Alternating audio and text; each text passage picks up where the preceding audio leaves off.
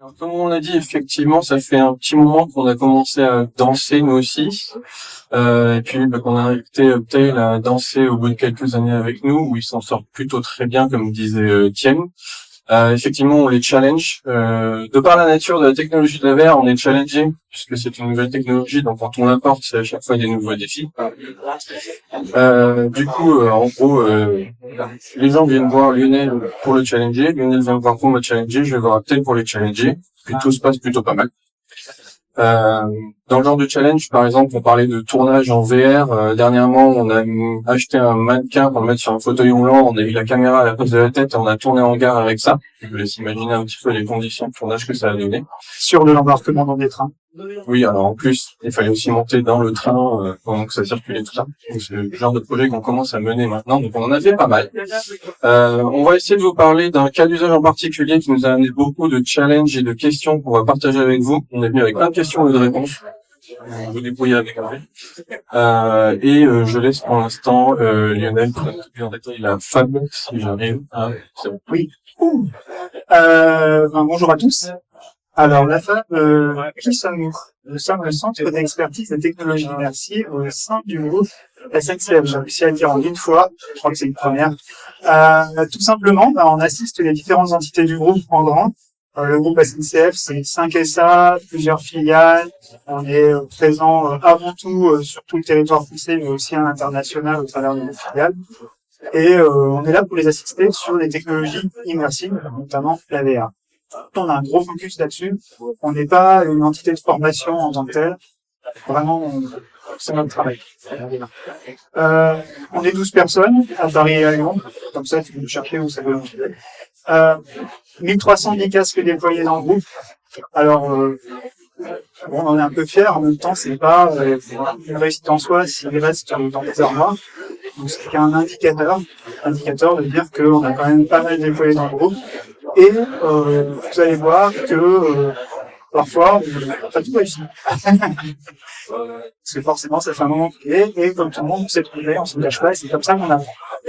On a fait 60 applications sur mesure, et on a 40 modules d'applications sur étagère. Donc, on est vraiment sur une stratégie à deux pendant, vraiment sur du savoir-faire métier qu'on va essayer de faire sur mesure, sur des choses plus transverses qui ne concernent pas spécifiquement le ferroviaire, on va essayer de trouver sur le marché.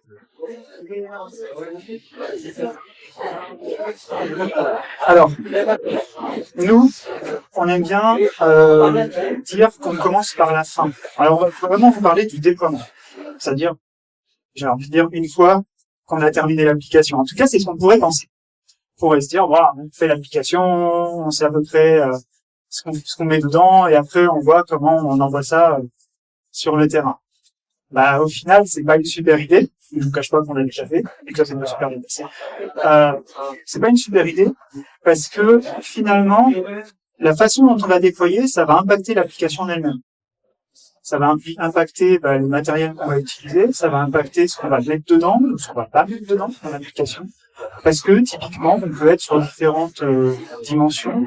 Une dimension de transmission, une dimension d'entraînement, et on peut être en autonomie. Donc, on va en parler de tout ça vraiment rapidement, mais c'est très important de se poser ces questions-là en amont. Donc, en parlant des questions, oui, il y en a plein, comme on a annoncé. Et donc, on pense que c'est important de partager un petit peu ce qu'on a retenu comme questions qui nous sont venues à travers les challenges et les demandes de toutes les applications qu'on a pu créer. Alors, comme disait Lionel, on verra après aussi, on n'a pas fait que du Optail, on a un peu travaillé à la présentation. On a déployé de la 3D, de la VR, de la R, donc c'est aussi à travers d'autres prestataires et d'autres modes de déploiement. Donc, on en parlera très rapidement, on va se concentrer sur un projet Optail qui nous a beaucoup aidé à arriver à ces résultats. Donc déjà, pourquoi s'embêter à faire de la VR? Ça peut être la question de base. Est-ce que ça vaut vraiment le coup? Et qu'est-ce que ça représente? Parce que les gens peuvent venir en se disant c'est super, une nouvelle techno, on va y aller rapidement, puis ça va fonctionner. Oui, mais pourquoi?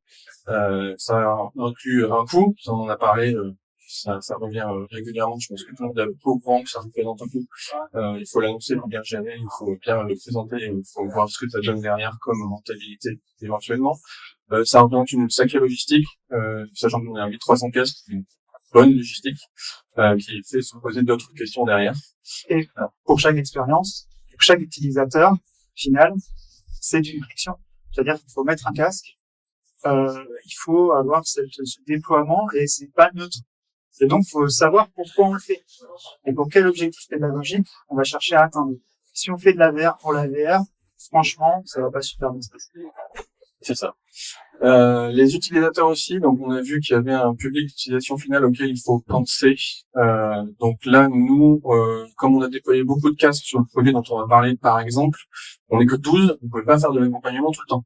Donc il faut que les gens qui vont faire de la VR soient eux-mêmes accompagnés par des gens qui sont formés à accompagner les gens qui font de la VR. Donc c'est un système qu'on a mis en place, on forme les gens à être formateurs en VR, avec les spécificités que ça implique de savoir utiliser un casque et de faire utiliser un casque surtout.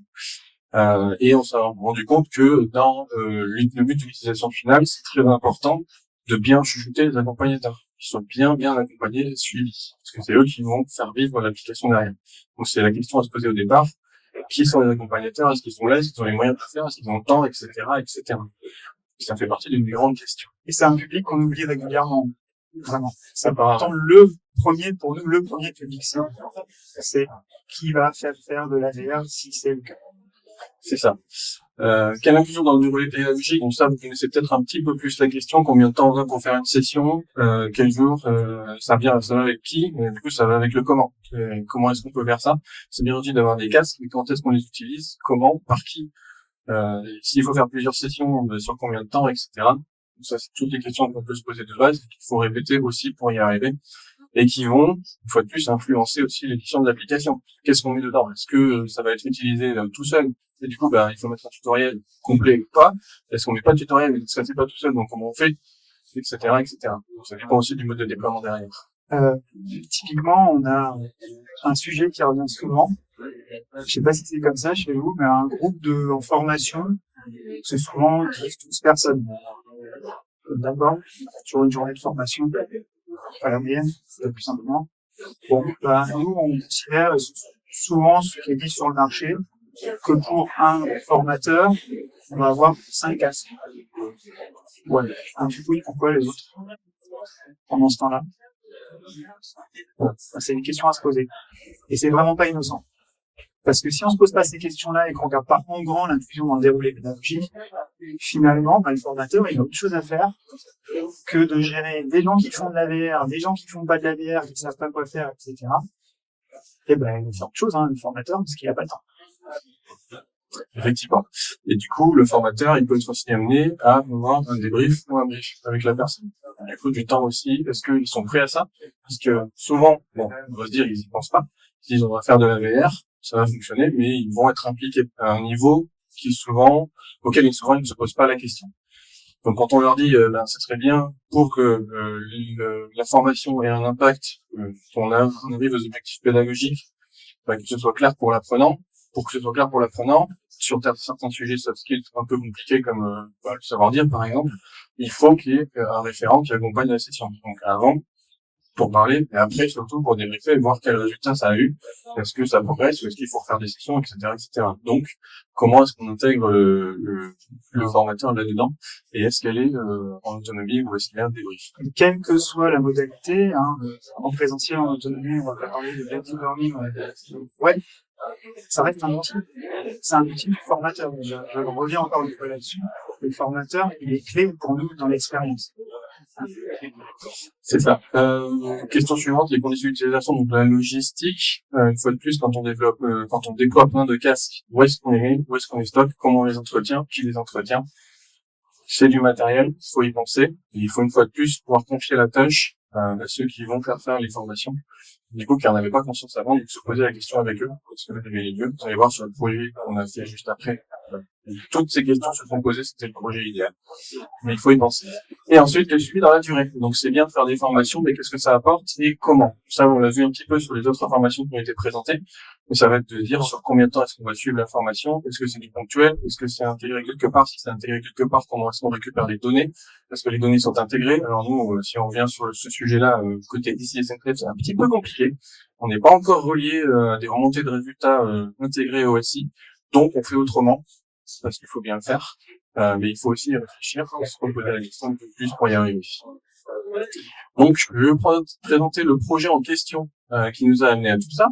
Donc c'est de l'entraînement à la relation client en gare. Donc on a vu, c'est de la relation client une fois de plus, un peu comme les autres sujets qu'on a vus avant. La jeunesse du projet, c'est Transilien, vous connaissez peut-être, qui sont venus nous voir en disant bon, on veut mettre de la VR sur toutes nos lignes. Alors toutes nos lignes lesquelles? Toutes, de A à P. Ça fait beaucoup de lignes, beaucoup de gares, beaucoup d'agents. Donc on va dire bon, peut-être qu'on commencerait par 2 lignes avec quelques gares, ce serait déjà pas mal pour voir si ça fonctionne dans l'ensemble. Ils ont dit ok, heureusement, sinon ça faisait beaucoup d'années de développement.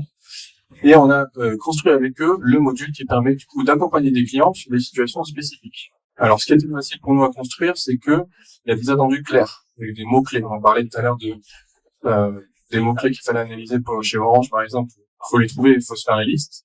On a dû y passer aussi. Sauf que eux avaient des mots-clés plus clairs, donc c'était déjà identifié. Et de deux, ils avaient un objectif assez clair aussi, c'est-à-dire qu'ils ont des enquêtes clients mystères qui font remonter des datas, des résultats des agents, et ils savent sur quoi les agents doivent travailler. Ils avaient leur scénario, leurs objectifs. Heureusement, pour nous, ils avaient quand même des objectifs assez clairs de leur côté pour qu'on se pose des questions avec eux de manière un peu plus facile que sur d'autres projets, en fait. Ce qui a donné quand même des conditions de réalisation qui nous ont fait aussi nous poser des questions sur les tournages, parce que quand vous allez en gare, nous on prend des acteurs pour être sûr d'avoir la qualité d'acting d'un client qui, alors on les aime, ils sont pas énervés, mais il faut savoir jouer quand même plusieurs situations différentes. Et pour la qualité, on prend des acteurs toujours, en général. Mais imaginez tourner en gare avec la caméra 360 et des clients qui regardent en plein dans la caméra puis qui sautent le portique. Donc du coup, là on fait la prise, ça se récupère. Donc il y a plein de challenges qui accompagnent cette réalisation. Et le gros challenge, une fois qu'on l'a fait, ben, c'est comment on déploie ça. Donc Jérémy a commencé à en parler. Mais donc comme vous voyez, on est à 132 casques déployés pour ce projet-là. Ce qui commence à faire pas mal, sachant qu'ils sont déployés tous sur plein de gares différentes. Donc là, on a vraiment... maintenant, on a atteint à peu près toutes les lignes de A à B, avec je ne sais plus combien de gares, j'avais dit 40, 60. 60. Ok. Yes. Donc ça commence à faire pas mal. Alors, il y a des endroits où il y a 2 casques, 3, 4, ça dépend des gares. Et ensuite, c'est les agents qui peuvent aller faire la formation quand ils ont le temps et qui sont en général accompagnés. Voilà. Là, on va commencer à mettre des curseurs principaux qu'on vous a montrés sur les modes de déploiement qu'on en a déduits. Soit accompagnés, soit en autonomie. Donc, l'autonomie complète, c'est bien, mais ça implique beaucoup de choses sur ce qu'on a dit avant. Il faut que tout soit intégré dans l'application, pour que ce soit clair et qu'on en tire quelque chose. Juste du tutoriel d'utilisation, si la personne n'a jamais fait de la VR, jusqu'à la remontée de la donnée de la session qu'il a faite pour avoir le résultat quelque part et pouvoir le suivre. Voir comment on met le casque avant même d'avoir accès au tutoriel. Ça, c'est la partie, effectivement, accompagnée, qui est plus fonctionnelle pour notre projet et qui implique du coup d'avoir à chaque fois en gare quelqu'un qui va avec la personne sur des temps de disponibilité, aller faire la formation et puis surtout lui faire faire l'utiliser de la VR. Mettre le casque, bien mettre le casque, bien utiliser le casque, bien enlever le casque, faire un griffe, un débrief, etc. Donc c'est pour ça que sur là, le curseur s'est placé naturellement sur de l'accompagnement. Parce qu'en plus, c'est des formations qui sont pilotées par les managers qui vérifient là où les agents pêchent pour pouvoir les refaire travailler ces sujets-là en particulier. Puisqu'on a des étapes un peu similaires. C'est la relation client, donc on a de la reformulation aussi, on a des questionnements, on a des renseignements, des étapes comme ça. Et il faut identifier vers lesquelles les agents doivent retravailler le sujet. Donc c'est ce que fait le manager quand il accompagne la formation. Ce qui est important, c'est d'avoir les résultats derrière. Ouais, alors du coup, sur les résultats, je l'ai passé au décor. Sur les résultats, il y a un suivi important à mettre en place. Nous, on a dû le faire, on a dû s'adapter au challenge aussi. Donc, comme je disais, on n'avait pas de remontée directement dans notre outil pour qu'ils se connectent à un outil type LNS et ils aient leur session. Donc, on a mis en place un petit système de résultats, un re-challenge update, qui nous a fait des remontées de données spécifiques que nous on retraite derrière et qu'on peut partager aux agents. Donc ça, on fait des tableaux qu'on met en place spécifiquement pour ça, et qui leur permettent de voir combien il y a de sessions qui ont été faites et surtout sur quel item est-ce qu'ils ont des bons résultats ou pas. Et c'est des suivis qui sont très réguliers parce qu'ils veulent checker ça chaque semaine. Donc ça fait quand même pas mal de taf au niveau de la donnée. Mais on a pu mettre ça en place aussi pour répondre à ces attentes. en leur posant la question de base, et puis ils avaient un petit peu répondu en disant il faut qu'on sache sur quel item ils sont ou pas. Et puis ensuite on a demandé sur quelle forme, quand, comment, est-ce que vous avez besoin de le présenter ou pas, et qu'est-ce que ça peut prendre. Une fois de plus, on va tous s'adapter. Ce qui est très intéressant, c'est que oui, on a été beaucoup challengés par Transilien, mais on les a challengés aussi, parce que nous demander, en gros, on veut des résultats, oui, mais comment? Qu'est-ce que vous voulez comme résultat? C'est quoi la segmentation? C'est quoi la forme du résultat? Etc. Et au final, on s'aperçoit, nous, on n'est pas une université interne, un centre d'excellence sur les technologies, mais on s'est aperçu qu'il fallait aussi que nous, on challenge les universités ou nos clients internes, finalement, pour arriver à sortir cette valeur ensemble. C'est ça. Et sur le curseur, comme vous le voyez, nous on est sur le terrain à fond dans ce cas-là, puisque forcément c'est en gare, donc ça va être déployé sur le terrain, et une fois de plus on se repose des questions de logistique. Donc là pour les gares c'est très sympathique aussi de dire où est-ce que vous allez les ranger vos casques, parce que dans une gare il n'y a pas forcément un espace prévu pour ça. Une fois de plus c'est une question à poser, et toute une démarche qu'on a dû créer pour leur demander chaque gare comment est-ce que vous allez pouvoir gérer ça du niveau logistique. On va comparer avec d'autres projets qui ont des curseurs un petit peu différents, sur lesquels j'ai moins travaillé, donc je laisse Lionel développer un petit peu. Hop. Donc vous l'aurez compris, Jérémy a passé un petit peu de temps sur ce projet-là. Ça a été le chef de projet. Il continue à suivre ce projet-là, ce projet Transilien. On a commencé à le déployer il y a 1 an et demi, quelque chose comme ça. Et on continue. Et au final, c'est pas fini puisque tout est en place. Et maintenant, faut suivre les résultats, faut accompagner, on a des retours, on corrige des choses. Enfin, c'est vraiment un projet qui est vivant. Et la partie déploiement, moi, je dis toujours que pour le client, le déploiement, c'est le début de l'aventure. Parce que oui, c'est intéressant de faire une scénarisation, oui, c'est intéressant de recéter. Et heureusement que le client est impliqué dans la création de l'application. Parce que donc, c'est là-dessus qu'il faut vraiment porter l'attention. Très rapidement, je vais passer sur les 3 prochains projets. En fait, l'idée, c'était de vous dire que, ok, on a eu ce mode de déploiement sur Transilien, mais il n'y a pas un seul mode de déploiement. Finalement, il y a plein de façons de déployer de la VR dans une entreprise en fonction des fameux curseurs, et sûrement d'autres, que on vous présente. Chez We Academy, le but du jeu, c'était de travailler le geste métier lors de sessions de formation dédiées, initiales, pour les chefs de bord, sur des portes. Je ne explique pas ce qu'il faut faire, c'est très passionnant pour qui n'est pas chef de bord dans un train. Et la problématique, c'était que ils n'avaient pas accès à l'environnement d'entraînement qui était un train. Parce que les trains, quand ils sont arrêtés, ça coûte très cher. Et souvent, quand on pense qu'ils vont être arrêtés, ils sont repartis parce qu'il y a un problème sur un autre train et que le but, c'est quand même de transporter les gens et pas d'être que des environnements d'entraînement. Donc voilà. Donc on est parti sur un déploiement complètement différent au sein des universités, dans des campus des universités, donc ça s'appelle We Academy qui forme les agents à bord. Et on a déployé 35 casques sur 5 campus. L'utilisation, elle est accompagnée en groupe. Il y a aussi un débrief sur la pratique, etc. Donc, on est encore une fois sur un déploiement complètement différent. Et c'est très bien. Finalement, ça correspond. Ok, ça va. Je vais continuer. Un autre sujet qu'on a traité, qui était un gros facteur de déploiement des casques dans tout le territoire, c'était sur la mixité. Là, l'enjeu, c'était de sensibiliser les agents aux enjeux de la mixité et de travailler plutôt un aspect soft skills qui était transverse et qui était commun à toutes les entités du groupe. Ça fait quelques dizaines de milliers de personnes quand même. Et là, l'idée, c'était de se dire, c'est très accompagné, comme le disait Jérémy, on peut pas faire sans brief et débrief. Au final, la qualité, l'intérêt est au moins autant dans le débrief, dans le fait de pouvoir débloquer la parole au sein d'une entité, que de faire de la VR. Finalement, c'est un moyen. Et donc, ce qu'on a fait là, c'est qu'on a apporté la VR au plus proche des agents. Alors évidemment, il n'y a pas un casque par agent. Donc ce qu'on a prévu, c'est des valises de casques qui sont à disposition des référents qui tournent entre guillemets dans leur secteur et sur leurs entités. C'est très géographique, encore une fois, on est sur toute la France, et qui vont permettre, lors de forums, de sessions particulières, de faire ces ateliers sur la mixité. Donc encore une fois, une façon différente de déployer de la VR. qui pose toujours les mêmes questions qu'on a données au départ. C'est juste les réponses qui sont différentes. Et oui, très rapidement, encore chez We Academy, on forme des agents, on fait ce qu'on appelle du recyclage, je sais pas si ça vous parle comme vocabulaire, c'est-à-dire qu'on c'est du rappel finalement de gens qui ont été formés en formation initiale, mais qui sont pas amenés à faire des tâches régulièrement, et quand ils doivent faire cette tâche, en l'occurrence volontaire d'accompagnement occasionnel, toujours VAO, on dit toujours ce que ça veut dire derrière, c'est des acronymes. Et là, finalement, ils sont pas amenés à le faire souvent, parce qu'ils sont volontaires et ils remplacent, ou ils sont en complément dans des situations perturbées. Et à ce moment-là, ils ont accès à cette formation, si on voit ce qu'il faut faire, et on a choisi de le déployer prioritairement, pas sur des casques. Alors, nous, on fait un peu de AR, VR, on a dit au départ, oh là là, quand même, c'est moins bien, mais il faut être pragmatique.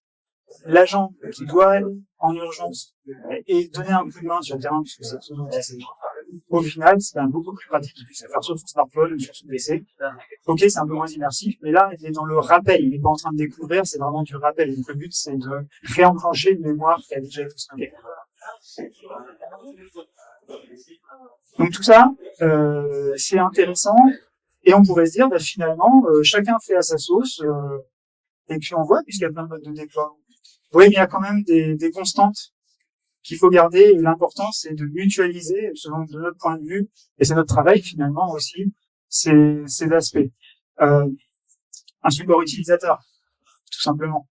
Puisqu'on a dit, on forme plein de gens, mais il faut pouvoir les accompagner dans le temps, il faut pouvoir répondre à leurs questions, et des fois, on ne va pas se mentir, il y a du matériel qui marche un peu moins bien que ce qu'on voudrait, et donc on est là pour les accompagner. Un MDM, encore une fois, super important de pouvoir gérer les casques à distance, de pouvoir pousser de nouvelles applications, de pouvoir animer tout ça, donc Mobile Device Management. Donc nous, on est très consommateurs de MDM, puisqu'on a des casques, comme vous l'aurez compris, qui ne sont pas accessibles, qui sont un peu partout en France, et faire des déplacements au fin fond de la France, à Toulouse, pour aller paramétrer les casques, pour ajouter une expérience, c'est un petit peu pénible, un petit peu cher. Même si on est quatre. La formation, on en a parlé rapidement. L'outil accompagnant, c'est quelque chose sur lequel on est en train de travailler très fort, c'est d'avoir une interface, une IHM web, qui permet de streamer les casques, qui permet éventuellement de jouer sur des modules, de déclencher des events, etc. Donc c'est quelque chose qui est très important pour nous, c'est comment on les accompagne sur des outils spécifiques aux accompagnants. Je le disais, c'est vraiment un outil clé pour le déploiement. Animer des communautés, faire du SAD, tout ça, je vais passer très rapidement dessus, mais voilà. Le message, c'est dire plein de façons de déployer, pas beaucoup de façons de centraliser. Et là, il faut être vraiment sur un esprit de mutualisation de certains services pour que ces multiples déploiements puissent arriver. C'est ça, et puis je rajouterais que ces briques-là sont ce qui permettent surtout de s'assurer que ça fonctionne et que ça fait pas des jolies applis dans des jolis casques, dans des jolis placards. C'est une phrase de Lionel. Copyright, trademark, tout ça. Mais il faut s'en assurer, et c'est ce qui permet de mettre en place un vrai suivi. Ne serait-ce que le support utilisateur, c'est quelque chose qu'ils peuvent consulter régulièrement sans avoir à appeler un des membres de la FAM, parce qu'on est que 12 et que eux sont 500. Donc ça permet d'assurer tout ça. Donc voilà nos réflexions principales, et pour la fin, qui est celle du début, puisqu'il faut à chaque fois se projeter dans la situation cible, donc c'est de se dire quelle est la fin en fait.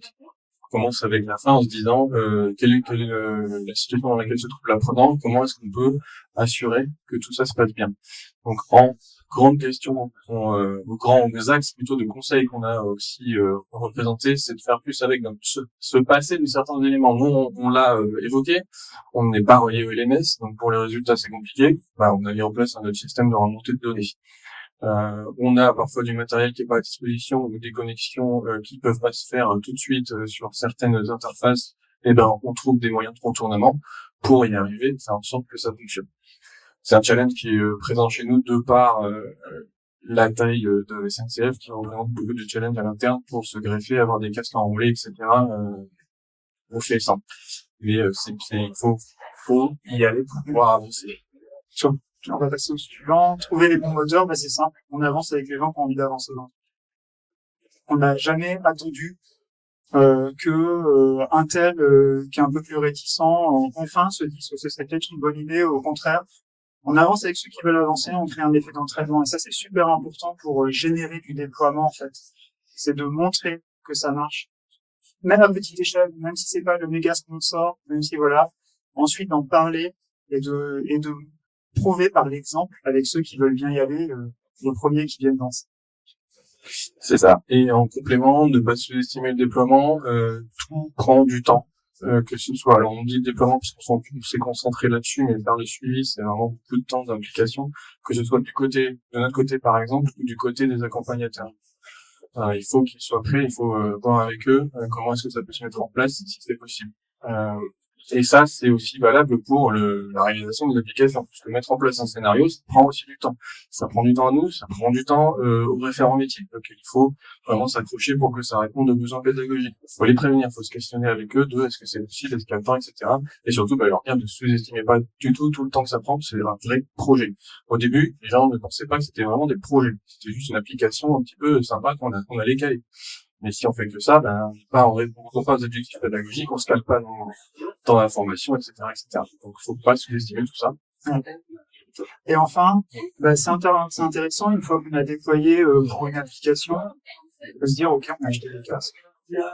Les gens ont été formés. Qu'est-ce qu'on en fait maintenant de ces casques-là sur lesquels on a investi? Et il y a plusieurs façons. Soit on les passe aux copains qui vont en avoir besoin, soit on enrichit le contenu des casques et on se dit pas que c'est une infrastructure pour une seule application. Il y a plein de choses à faire sur des casques. Donc on partage, soit on sert d'autres besoins que nous on a, ou alors on partage au sein d'une entité ces casques. Et c'est important de se poser cette question parce qu'on a beaucoup cette question de dire le matériel ça a un coût, qu'est-ce qu'on en fait? Après on peut le louer si on a un besoin ponctuel. Il faut se poser cette question-là aussi quand on va déployer, sur combien de temps, qu'est-ce qu'on en fait, est-ce qu'on peut pas mutualiser? Exactement. Donc, et pour info, sur le projet dont on a parlé, on est à peu près à 4500 sessions, ce qui commence à être pas mal. Et j'en profite toujours pour remercier les équipes de Tay pour les 4500 heures de réunion aussi, que ce soit avec Tienne et Morgan au début ou maintenant avec Victoire, Marie-Lise, etc. C'est une belle réussite de notre côté.